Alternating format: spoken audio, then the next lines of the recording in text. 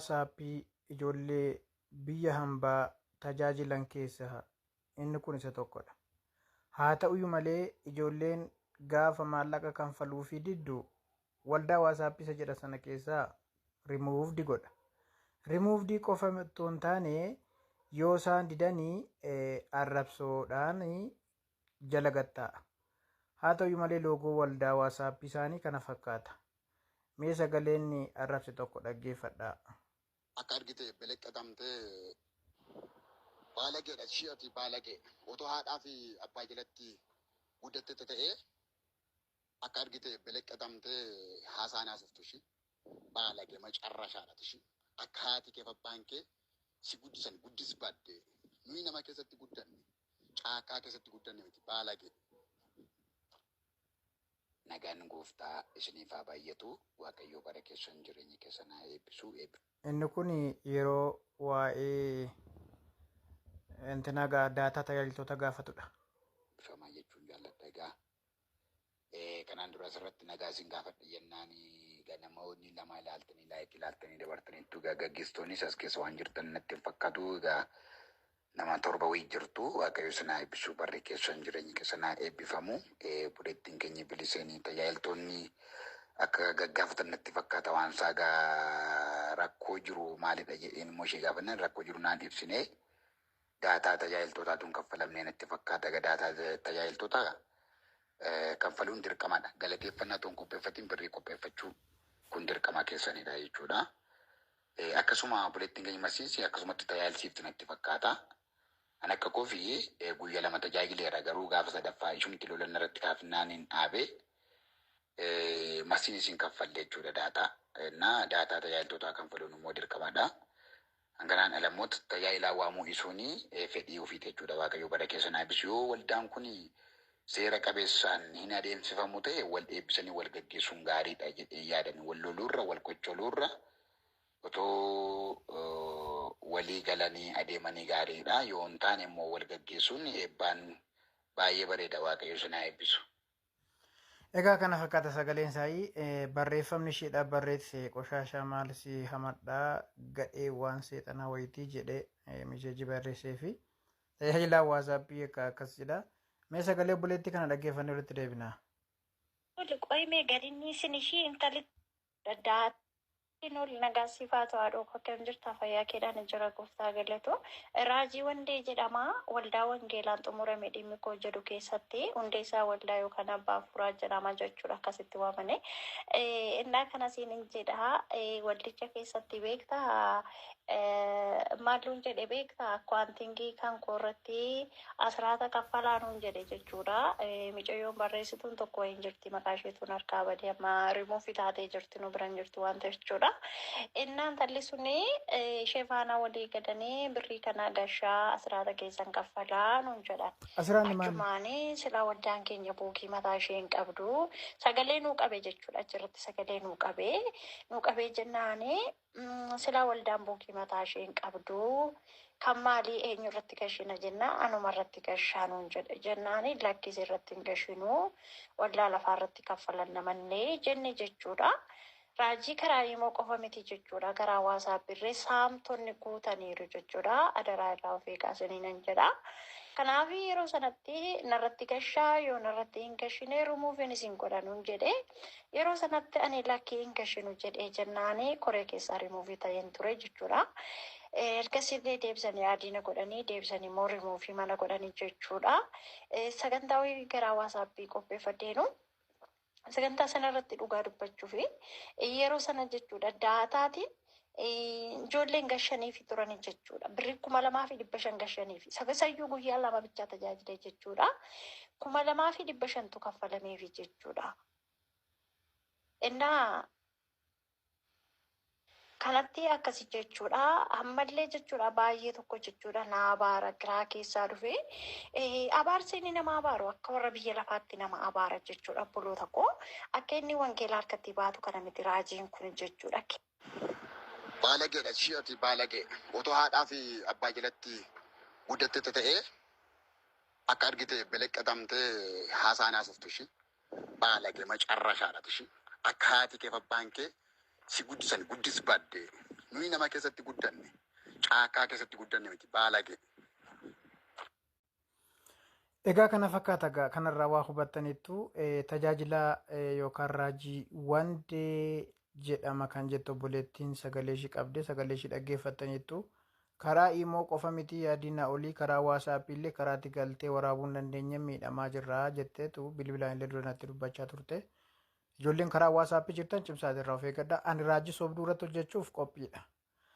Wolollis oduunis waan barbaadenis na cabsuuf na deebisuuf duubatti ajandaa qindeessitanii maallaqa guddaa kanfaltanii as baatanii jirtu waa'ee kootii fi raajii sobduu irratti hojjechuun morma koon dabarsee kenna malee addaan hin kutu. Namoonni hojii kiyyatti gammaddanii jabaadhaa waliin hojjennaa. Namoonni immoo siruma nan hordofnes nan jaalannes dafaatii aanfooloo na godhaa isiniin jechuun barbaada. Qabsoon qabsoo wangeelaati. Raajii sobduu saaxiluun itti fufaa. Horaa bulaa deebanaa. Namicha kana irraa of eeggadhaa. Ijoolleen biyyan karaa waasaapii tajaajilamtan kana qofaa otoo hin taane hedduu isaanii jira kan jedhan heeruu nuu kennaa jiru. Namoonni ragaa garaa garaa qabdan karaa keessaa fidadhaa. Koottaa raajota sobduu qaanessinaa. Koottaa raajota sobduu salphisnaa. Haa ta'uyyuu malee wangeelli dhugaan lallabamu nu kan beeknu waldaa kaawunsiliif sirri beektu waldaa lafarraa beekna malee isa karaa waasaapii isa karaa immoo hin beeknu isiniin jechuun barbaada. Guddaa galatoomaa. Horaa bulaa deebanaa. Kaleessa seeksii viidiyoo gosa 5 gosa 6 bilbila kee keessatti daawulood gootee baattee deemaa jirta jetteetitti raajaa turte. Har'a garuu miidiyaa tiiktaakii laayivii irra baatee ani raajii miti jettee waakkatta. Akka waakkattu immoo akkasii godhe immoo viidiyoo kee tokko 2-3 gadi baasaan jira sobatti raajaa jirtu jechuudha. Mee viidiyoo kana laallee walitti deebiidhaan gadhumaatti. Maaliif waakkate? Kalee ta'oo maaliif raaj? Tiksii moo xibsiif raaj? Har'a maaliif waakkate? Waatu jira. Viidiyoo kana laalaa. Baay'ee namoonni ani raajis miti laa kan sinii galuu qabu waan tokko sobachuu qabdan ani raajis miti. Kanallee akkasitti badha. Seksii viidiyoo bilbila kee keessa yoo xiqqaate seksii gosa 5 ol daawulood gootee karaa argattee hin beeku buufattee daawulood gootee bilbila kee keessa seksii gosa 5 oltu bilbila kee keessa jira.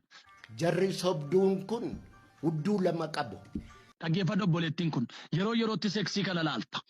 Harka kanaatis bahuu hin dandeessu. Yeroo yerootti immoo seksii kana laalta. Yeroo yerootti seksii kana laalta. Dhaggeeffadhu. Ndoolaa baaraadii baga boossee paaraadiyaa. Obboleettiin kun fedha kee sirratti mo'ee jira. Eenyu kan si barsiise? Obboleettiin tokko as keessa jirta nama 3 haasofsiisaa jirta. Meedhuma isaa laalla viidiyoo kanan gadhumaatti ilaala hin dabarsina. Eeshi. Obboleettiin kun as keessa jirta. Waaqayyo sii kadhachuun barbaada. Yoo fedha kee ta'e milikkita baasatillee gubaa'ee kana gidduuttan si argaa jira. Obboleettiin kun namoota 3 wajjin waa'ee gaa'ilaa odeessaa jirta. Nama 3 waliin tole siifan kadhadha obboleessa kun. Nama 3 waliin waa'ee gaa'ilaa so'aa jirta. Dhaggeeffadhu as keessattan si ilaalaa jira.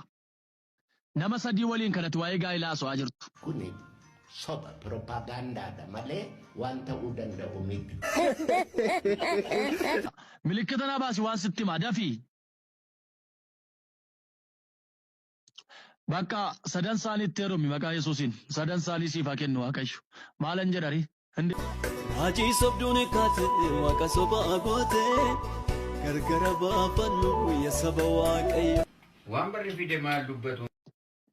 Obboleettii kana gubaa'ee kana gidduuttan si argaa jira. Gubaa'ee kana gidduuttan si argaa jira. Mana jiraattu keessatti mucaan mana sanaa foolisiidha. Mucaan mana sanaa foolisiidha. Mana ati jirtu keessatti dhufee kutaa gara garaatti dhufee baay'ee si doorsisa namni kun. Baay'ee si doorsisa. Kutaa gara garaa keessatti dhufee Kan gurra qabu haa dhaggeeffatu. Kan dhagaye immoo sheeraa godhu. Itti fufaa. Obboleettiin nanaa namni kun isa dhumaa humnaa ol dhiibbaa guddaa sirraan ga'uudhaaf jedha. Dhiibbaa guddaa sirraan ga'uudhaaf jedha. Waaqayyo garuu dabarsee nama kanatti sin laatu. Waan hin qabne hin dhaadatinaa.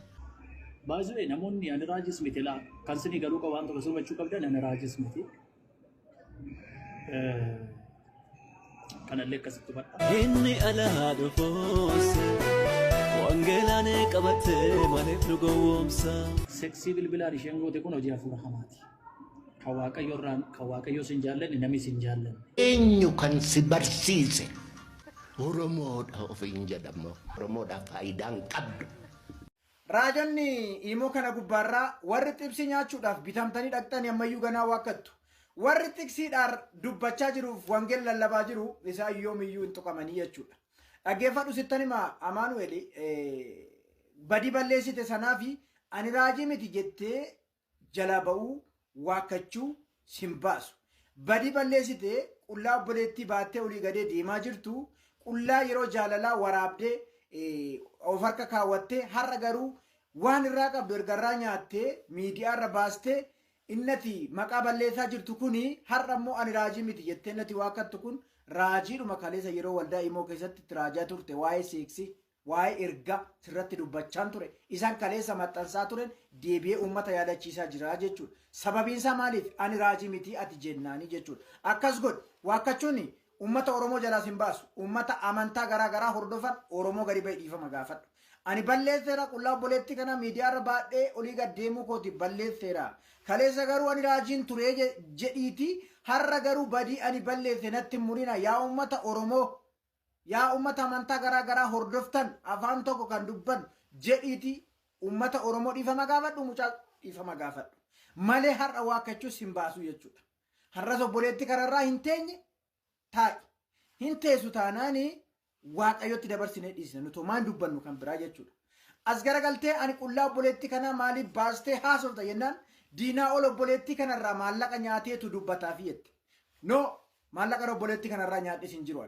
Ani kana dubbadhu dhugaa qulqulluufan dubbadha. Obboleettiin kun har'ayyuu miidhamnaan har'ayyuu duunaan sababiin qullaan ishii bahee fi qaamni seeraas uummanni Oromoos akkasii biraa hin hafne baradhuuti taa'isiin jechuu barbaada. Egaa viidiyoo kanarraa waa hubattaniittu waa xiinxaltaniittu mucaa kanarraa fagaadhaa shamarran biyyan jirtan jechuudha. Mucaa Dibooraa jedhamtu abbaa manaa kan qabdu laayisensii gaa'ilaa kan qabdu suuraan deeggaramuu ni dandeenya. Har'a garuu ishiin haadha manaa kooti jetteetu istoorii imoo kee jala tiiktaakii kee piroofaayilii kee jala kaawwateetu ishiin immoo takka olii gad hoofaa jirti. Kan ishiis qullaan sibira jira. Ragaa qabatamaa qabna quba qabna. Ishiis gaafarraa malammalte qullaa sana gad baastee ittiin doorsista.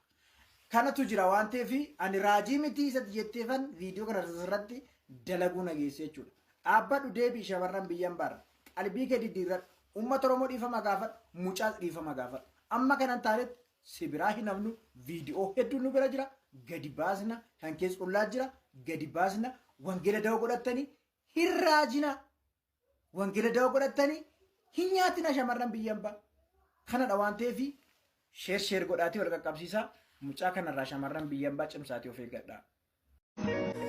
Isaa ittiin gaddiinaa ittiin qabamiinaa jalloonni keessaa galuuf gabaadhumaa saammatu.